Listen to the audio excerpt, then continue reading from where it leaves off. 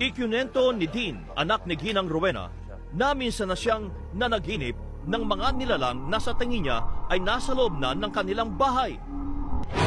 Yung una po, meron pong may kumausap po sa akin matanda po sa gate. Parang nagtatanong-tanong lang po siya. Tapos yung pangalawang panaginip ko naman po,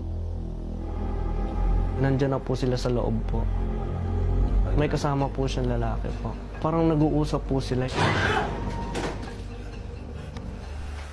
Inikot ng mga paranormal experts ang bahay ni Ginang Rowena para alamin at kilalanin ang mga elementong nakikitira sa kanilang tahanan.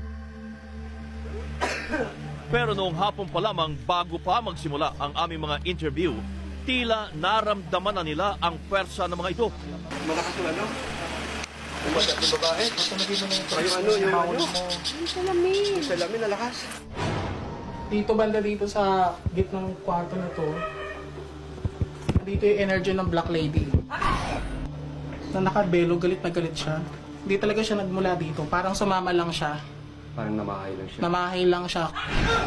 Dito nararamdaman yung energy niya. Sila yung mga duwende. Na minsan binubuksan nila yung gripo, minsan kumakatok, kapag laro din sila minsan kasi eh.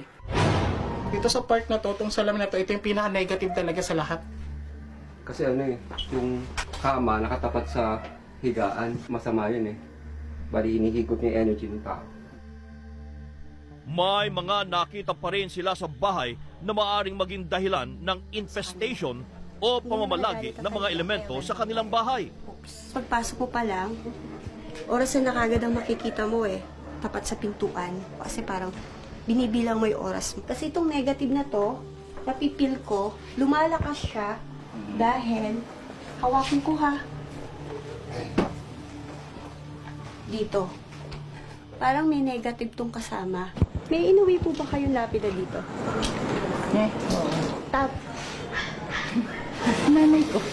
Tanggalin niyo po. Malas po yun. Di niyo pansin? May time na parang may pag-uusap. Boom! Sumasabog. May posibilidad din na ang mga elemento sa bahay ni Rowena ay nagmula sa isang luma at abandonadong bahay na hindi kalayuan sa kanila. At pagpasok pa lamang namin ng bahay,